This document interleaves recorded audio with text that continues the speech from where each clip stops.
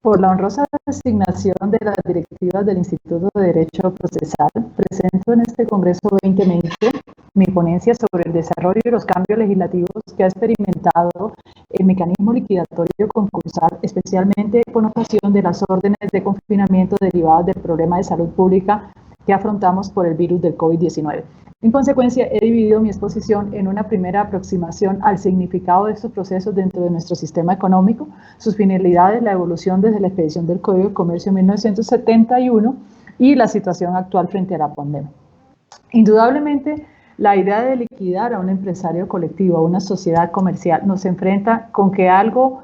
en su interior lo coloca en una situación terminal de su vida de relación. Una primera hipótesis es que esa organización productiva presenta en su devenir interno o externo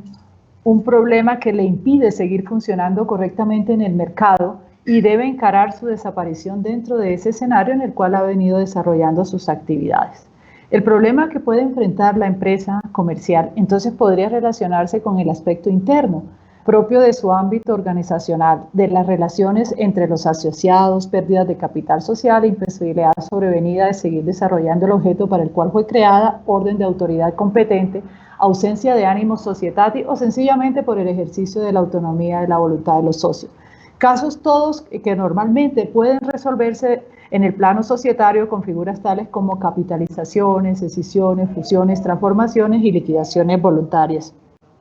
Pero es posible que aún en estos escenarios, en casos extremos, puedan presentarse situaciones que imposibiliten llevar adelante este tipo de trámite liquidatorio voluntario de manera simple, evento en el cual los artículos 524 y 530 del Código General del Proceso y el artículo 24 de la Ley 1429 del año 2010 permiten a los socios acudir a una instancia judicial para dirimir el conflicto interno entre ellos y seguir luego adelante con las etapas necesarias para poner fin a la sociedad y a sus distintas relaciones jurídicas, tanto en el plano interno como frente a sus acreedores externos. Cosa distinta es el tema de procedimientos liquidatorios comerciales derivados de situaciones relacionadas con crisis económicas. Crisis que la terminología de algunos autores pueden clasificarse en patrimoniales y financieras, es decir, lo que podríamos generalizar como llamadas situaciones de insolvencia. En efecto, frente a este supuesto fáctico, históricamente todas las legislaciones mercantiles, desde la Baja Edad Media hasta nuestros días, se han ocupado de buscar soluciones a las dificultades derivadas de este masivo incumplimiento de obligaciones de un empresario, en especial en el caso de los empresarios colectivos. Para enfrentar estas situaciones anormales en el mercado, se han estructurado instrumentos procesales que permitan coherencia y unidad para que con la intervención de una autoridad, que mayoritariamente serán autoridades jurisdiccionales, se logre inventariar, evaluar, vender o adjudicar y pagar hasta donde los activos lo permitan las obligaciones de estos sujetos muchas veces desafortunado en el emprendimiento elegido y se pueden dirimir las distintas relaciones que este escenario implica para todos los actores del mercado. Vale la pena precisar desde este momento que los procesos liquidatorios comerciales derivados de temas de insolvencia han dejado atrás el estigma propio de la figura de la quiebra, para ser entendido precisamente como una solución técnica a problemas económicos. Por lo tanto, la institución entrará en escena cuando dentro de la actividad del empresario existe una pérdida de tal magnitud que no valen las acciones individuales de ejecución conocidas por el derecho civil y el derecho procesal, pues ya en este momento hay más deudas que bienes. Este tipo de instituciones son técnicas de saneamiento de crisis empresariales y afectan directamente áreas del derecho civil, bienes, obligaciones, procesal, comercial, laboral, tributario, entre otros. Los procedimientos efectivos y seguros de insolvencia y el proceso liquidatorio en particular son uno de los elementos claves para la estabilidad del sistema económico, pues en principio buscan frenar el efecto multiplicador del masivo incumplimiento del deudor. En términos médicos habrá que cauterizar el daño de los impagos masivos, pero además este sujeto en algún momento debe reinsertarse en el mercado para que una vez finalizadas las etapas de rigor siga produciendo, logre pagar a sus acreedores hasta el límite de los activos que conforman su patrimonio o que sus bienes o parte de su organización empresarial se reinserten en el tejido productivo de manera rápida y eficiente y todo ello permitirá que continúe el ciclo del mercado y la generación de riqueza en un país. Por lo tanto, tener un marco adecuado de liquidación es importante para los estados, pues no solo se trata de expulsar del mercado al ineficiente, frenar los contagios por el incumplimiento en el pago de sus acreencias, sino que ayuda a lograr la generación de valor dentro del sistema económico al reinsertar activos productivos y posteriormente, si es posible, reinsertar a este sujeto nuevamente en el ciclo económico. La evolución en Colombia. Un recorrido muy rápido lo haré desde el año 71 con nuestro aún vigente Código de Comercio. El Código de Comercio del 71 en el plano liquidatorio traía la figura de la quiebra, proceso liquidatorio por excelencia que se encontraba a cargo de los jueces civiles del circuito del domicilio del deudor con un fuerte contenido penal y sancionatorio previsto en los artículos 1983 y siguientes de dicho código. Fue un proceso muy sencillo, poco efectivo para los temas relacionados con los bienes del concursado y preveía que si se trataba de vender bienes que cotizaran en bolsa, el síndico, auxiliar de justicia en ese momento, debía venderlos por el valor de cotización el día de su venta y para los bienes inmuebles venderlos en pública subasta el resto de bienes utilizando martillos y tomando como base el avalúo debidamente aprobado al interior del procedimiento. El diseño del legislador del 71 estadísticamente se evidenció poco efectivo y muy lento en su desarrollo. Transitamos la década de los años 70 y los 80, parte de los 80, con este régimen de insolvencia y afrontamos una crisis financiera que impulsó reformas en el sistema regulatorio de los bancos, que colapsó a la rama judicial con ejecuciones prendarias e hipotecarias, pero que no consideró cambios en los procedimientos mercantiles vigentes. Solamente en el año 1989 se decide unificar el régimen de concordatos, incorporando todas las ejecuciones, tanto prendarias como hipotecarias, al concurso del deudor insolvente, asignando la competencia de estos procedimientos a la Superintendencia de Sociedades y a los jueces civiles del circuito del domicilio del deudor,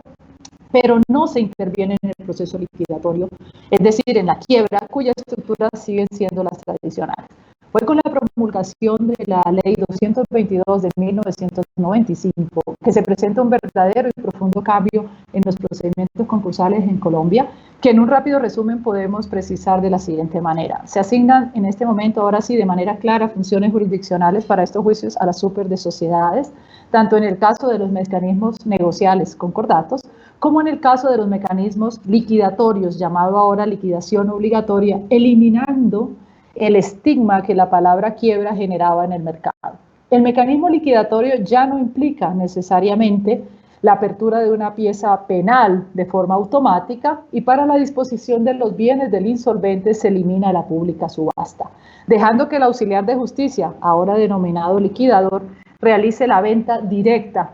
tomando como mínimo el valor del avalúo debidamente aprobado al interior del procedimiento. El legislador en 1995 no consagra ningún otro mecanismo para lograr la disposición de los bienes del deudor. La crisis económica y generalizada que atravesó nuestro país entre los años 98 al año 2002 pone nuevamente a prueba el modelo concursal vigente, razón por la cual se expide una legislación de emergencia, en este caso Ley 550 de 1999,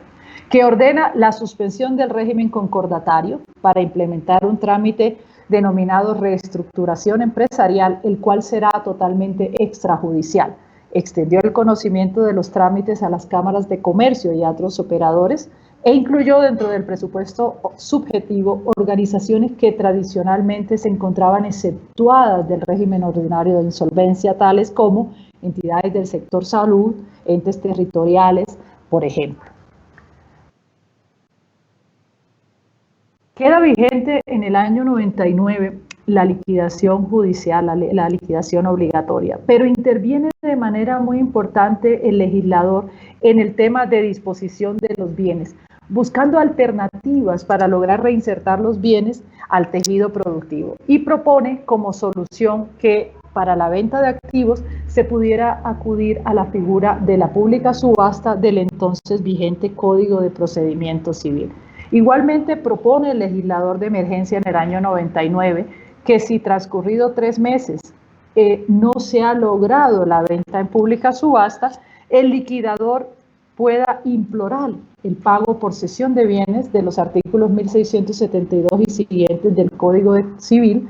con la actuación en funciones jurisdiccionales del superintendente de sociedades. Y como última opción, si alguno o alguno de los acreedores de este concurso liquidatorio se encontrasen en las excepciones para el tema de aceptación de cesión de bienes, el liquidador debía optar por la entrega de los bienes a título de dación en pago,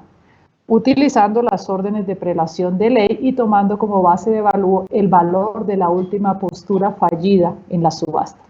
Preveía el legislador del 99 que el liquidador podría hacer uso de la entrega de los bienes del procedimiento con el pago por consignación, utilizando las normas de la justicia ordinaria. Y si dentro del mes siguiente a su propuesta alguno de los acreedores no recogía los bienes, se entendía que había renunciado a su creencia y se debía proceder a readjudicar los bienes nuevamente en el orden de prelación legal. Con los mecanismos de cesión y dación en pago, se entendía entonces terminado el proceso de liquidación obligatoria. Como vemos, el legislador en la emergencia del año 99 intenta una solución para finalizar los procedimientos liquidatorios, sacrificando el valor de los activos que se deterioran muchísimo con la pública subasta, pues al final, en la gran mayoría de los casos, los bienes terminaron siendo adjudicados con el mecanismo de la dación en pago obligatoria, que en los términos de la ley partía de la última subasta fallida, es decir, se adjudicaban al 40% del valor del avalúo en el procedimiento. Una vez superada la crisis, es promulgada la Ley 1116 de 2006, que introduce en nuestro sistema de fuentes un régimen completo y moderno de procedimientos mercantiles. El legislador introduce por primera vez en nuestro país la liquidación por adjudicación, consecuencia directa del fracaso en la negociación de un acuerdo de reorganización. Dicha figura ha generado críticas,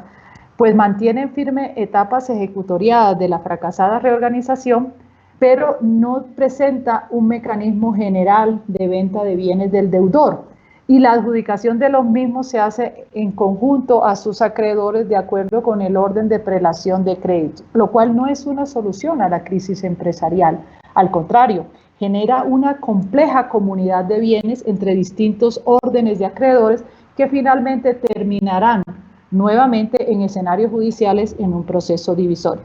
En el caso de disposición de bienes para las liquidaciones tradicionales, que el legislador de 2006 ahora denomina liquidación judicial, el legislador descarta la venta en pública subasta y ordena al auxiliar de justicia que en firme los avalúos intente venta directa por el término de 2 meses, tomando siempre como mínimo el valor de avalúo. Y en caso de no poder vender o de vender solo una parte de los bienes, el mecanismo de cierre del procedimiento liquidatorio es la propuesta de un acuerdo de adjudicación que proyectará el liquidador de acuerdo con los órdenes de prelación de ley, ¿sí? Y en este caso, interesante, con los datos, con una especie de orden también de prioridad entre los distintos tipos de bienes. El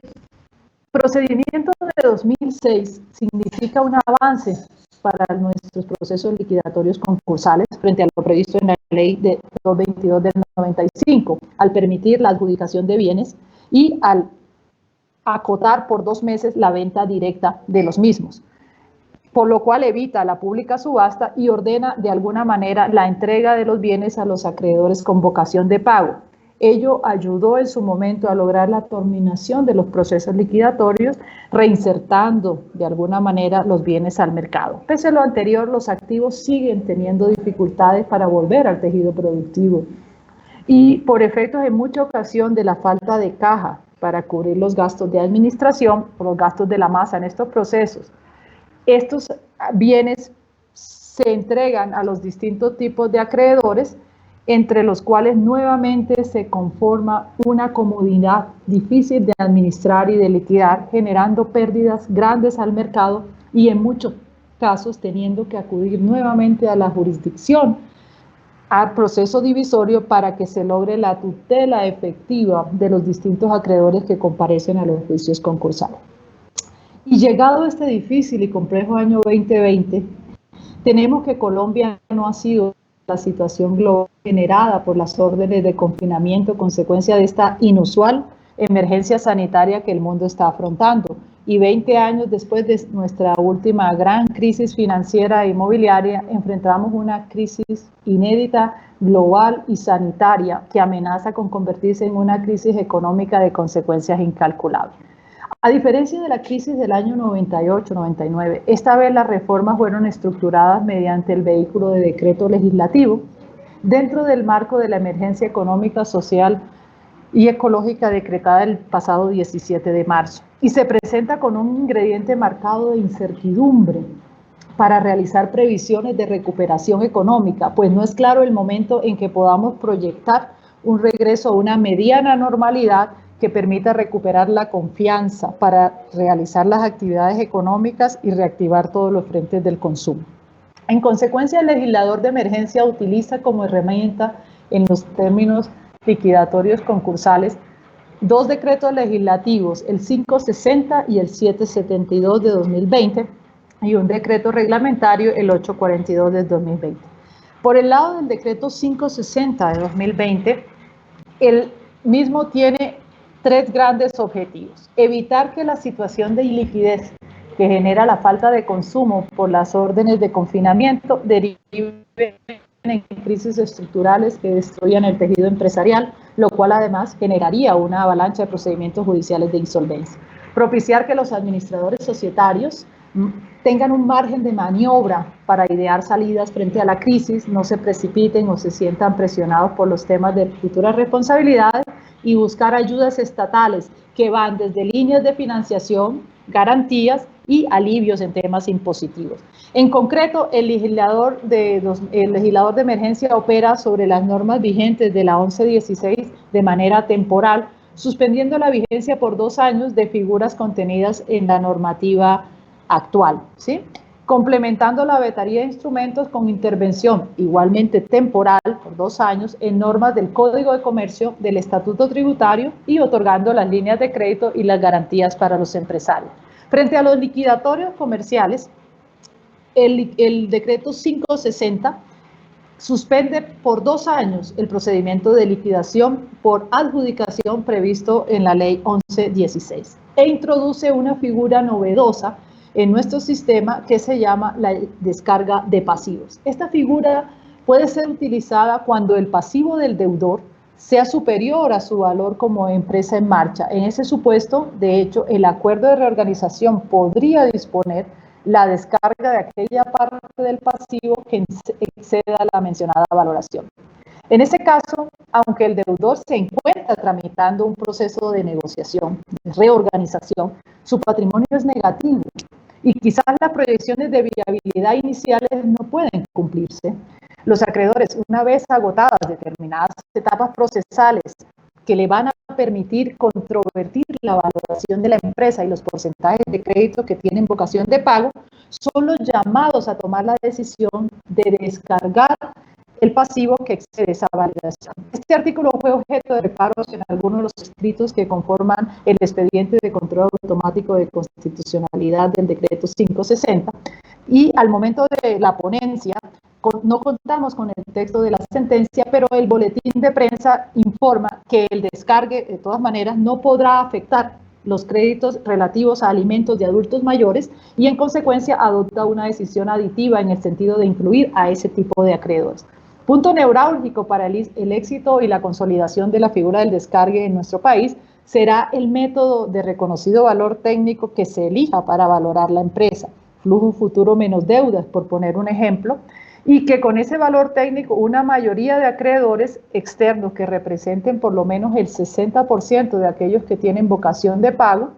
voten esa descarga sin afectar los derechos de los acreedores laborales, pensionales, alimentos, acreedores con garantías mobiliarias y teniendo en cuenta la adición que ha realizado la Corte Constitucional. Agotado el procedimiento descrito, se dispondrá la cancelación sin contraprestación de los derechos de los accionistas, se señalará la nueva estructura de capital de la empresa, indicando qué acreedores hacen parte del pasivo interno, cuál será el valor nominal y el número de participaciones, con lo cual la empresa como organización que genera trabajo y riqueza puede continuar funcionando sin liquidarse que era el horizonte que se avisoraba en el supuesto planteado por el legislador. Por su parte, el artículo 6 de este decreto 560 consagra la figura del salvamento de empresas en estado de liquidación inminente y dice que con el propósito de rescatar la empresa y conservar la unidad productiva, cualquier acreedor podrá evitar la liquidación judicial de un deudor afectado por los temas puestos en el decreto cuando se evidencie que quiere aportar al nuevo capital y con la información financiera el patrimonio de la concursada en negativa. El interés lo debe manifestar este o estos acreedores una vez proferido el auto que declare la terminación del proceso de reorganización y que ordena la iniciación del proceso de liquidación. En este caso, de todas maneras, se procederá al nombramiento del auxiliar de justicia liquidador, pero se suspenderán los efectos del proceso liquidatorio judicial y el liquidador deberá hacer una proyección de los gastos de la liquidación y una actualización de los inventarios, del inventario de activos dentro del mes siguiente a las órdenes que ha dado el juez del concurso. El mecanismo permite, dentro de este procedimiento, la contradicción de los inventarios y las proyecciones de los gastos proyectados por el auxiliar de justicia y posteriormente el juez instará a los interesados a que presenten su oferta. La oferta económica deberá alcanzar como mínimo para pagar la totalidad de los créditos de la primera clase, las indemnizaciones laborales por terminación anticipada de estos contratos, la normalización de pasivos pensionales, los gastos de administración, de la reorganización fallida y los créditos de los acreedores garantizados y los créditos que tengan vocación de pago en ese caso. Una vez realizado esto, se declarará terminado el proceso de liquidación judicial y se ordenará al liquidador presentar su rendición de cuentas. Esto implicará capitalización a valor nominal de las deudas pagadas, emisión de nuevas acciones a favor de los adquirentes, no será aplicable el derecho de preferencia y la sociedad seguirá funcionando con los nuevos, los acreedores que ahora mismo pasarán a convertirse en asociados. Como se evidencia,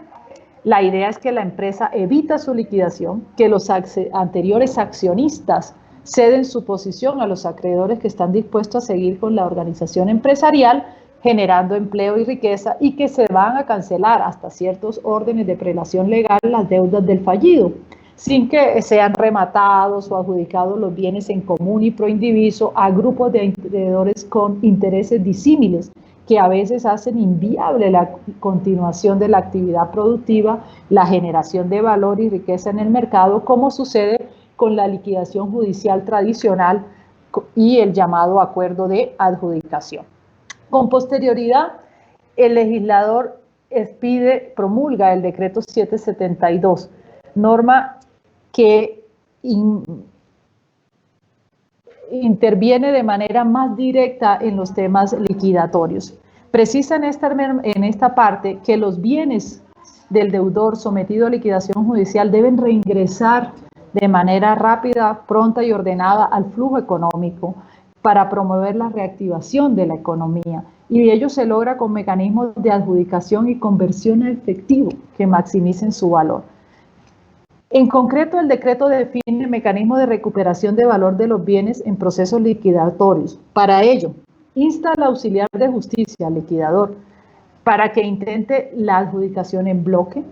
o en estado de unidad productiva de los bienes, situación que de todas maneras ya estaba contemplada en el decreto 991 del año 2018. Y si el liquidador no le es posible adjudicar en bloque o lograr o vender unidades productivas, debe siempre intentar vender con criterios de generación de valor. Importante y positiva decisión del legislador es atribuir al liquidador la posibilidad de proponer en el proceso liquidatorio la celebración de contratos de fiducia mercantil con los bienes de la liquidación y pagar a los acreedores con los derechos fiduciarios derivados de ese contrato. En ese supuesto, votarán los acreedores con vocación de ser pagados y en caso de que un acreedor guarde silencio, se entiende que acepta el mecanismo de pago de su acreencia. Introducir legalmente esta situación de transferir los bienes a un patrimonio autónomo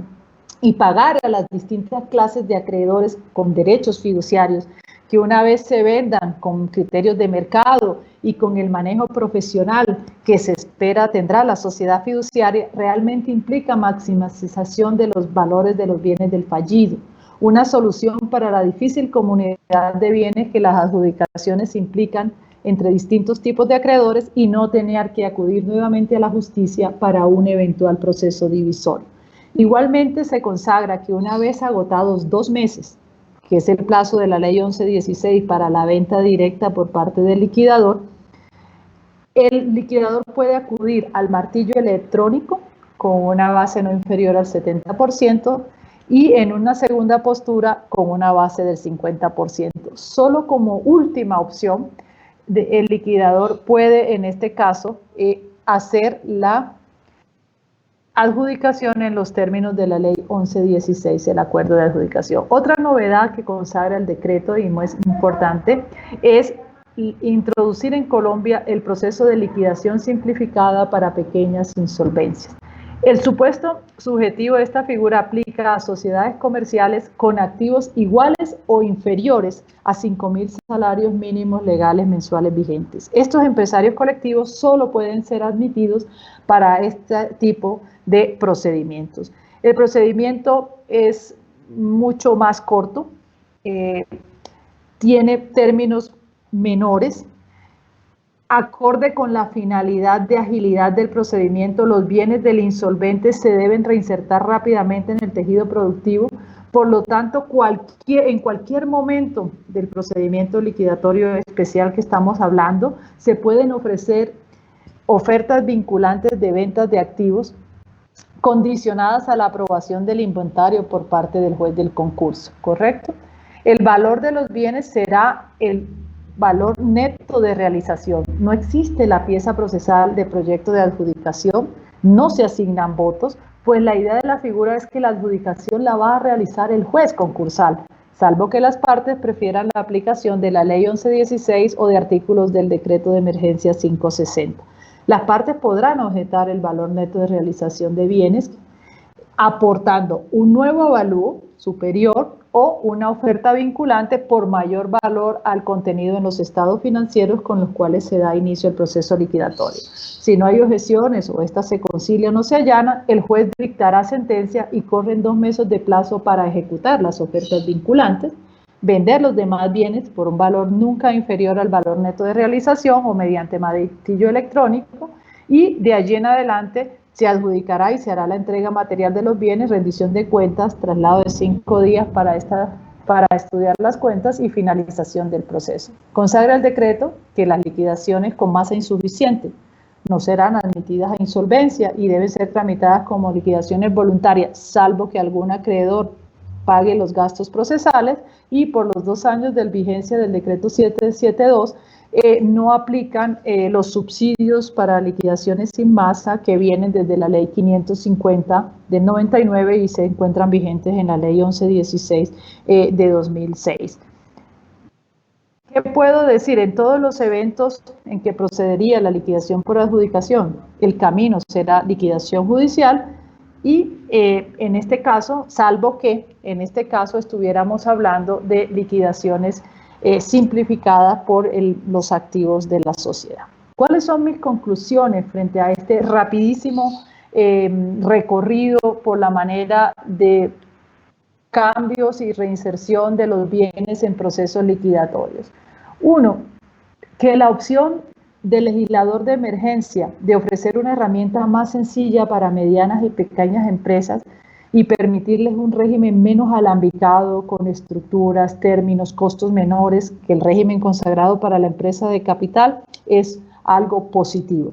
El diseño de la liquidación simplificada para pequeñas insolvencias, además de acortar los plazos y permitir la disposición más expedita de los activos del deudor fallido, deja atrás la tendencia a aplicar por remisión normas propias de los procesos negociales a los procesos liquidatorios, situación que en muchas ocasiones generaba inconsistencias y contradicciones. En realidad, la finalidad de los dos procedimientos son antagónicas, por lo tanto la analogía y las remisiones deberían ser muy cuidadosas. El legislador debe diseñar el mecanismo liquidatorio lo más completo posible, sus etapas, sus recursos, la manera de finalización del trámite para lograr la efectividad de la figura. Y afortunadamente el decreto 772 así lo hace y queda claro la manera de calificar, la votación, la disposición de los bienes del concursado.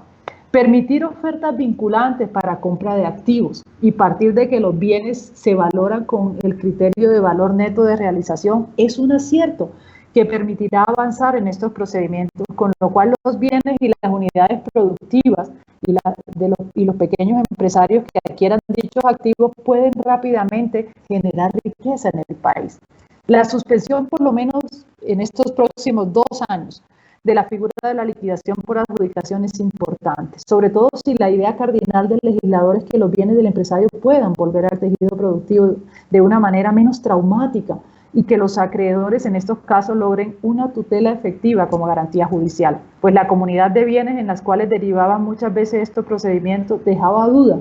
de si los ciudadanos, además de tener derecho para acceder a la administración de justicia, requieren además que sus situaciones sean resueltas de fondo en un tiempo prudencial, de manera efectiva y no como en el supuesto de liquidaciones por adjudicaciones donde en muchas oportunidades ellos deberán acudir nuevamente a un proceso divisorio. Son bienvenidos los mecanismos alternativos de venta de bienes en procesos liquidatorios, martillos electrónicos, transferencias a patrimonios autónomos, pagos con derechos fiduciarios, ofertas vinculantes por valor neto de realización, ventas en bloques de unidad productiva y solo como última ratio la adjudicación en común y proindiviso a los acreedores del fallido. La idea del descargue de pasivo, una vez reglamentada y sobre todo claro el tema de la valoración de la empresa, es una excelente herramienta para que otro grupo de empresarios pueda seguir desarrollando el objeto social sin las cargas provenientes de acreedores que finalmente en el escenario liquidatorio común no recaudarían absolutamente nada de su acreencia. Podría ser problemática decisiones como la de acotar los sujetos que pueden salvar a la empresa del estado de liquidación inminente. La norma habla solo de acreedores, pero podría estar interesado un fondo de inversión, el Estado mismo, que en los términos del decreto 811 del 2020 puede invertir transitoriamente en empresas privadas. Por lo tanto, creo que el legislador se quedó corto en el diseño de esta herramienta. Quedaban en el limbo absoluto las liquidaciones sin masa,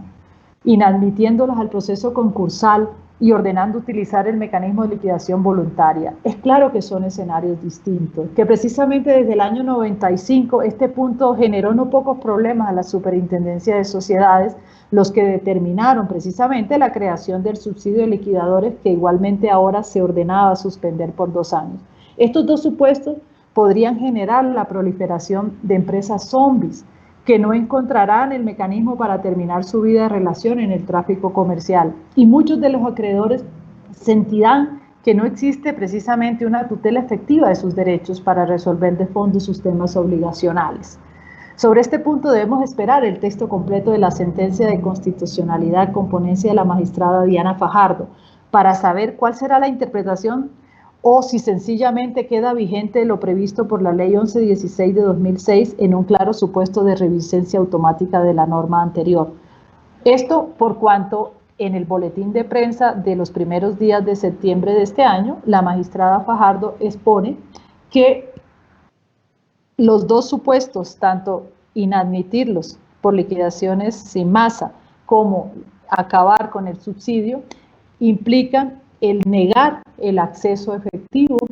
a la administración de justicia, razón por la cual se declara inexequible esa parte de esos artículos y al menos en mi sencilla interpretación queda vigente la norma que estaba en la Ley 1116 de 2006. Al final, los momentos de crisis sistémicas como la que estamos atravesando generan espacios propicios para la creación de mecanismos novedosos que enriquecen y nos permiten avanzar en el área del derecho concursal, como ha quedado de manifiesto con los decretos de estado de excepción que se expidieron en el país en el tema liquidatorio y que son objeto de esta ponencia. Muchísimas gracias.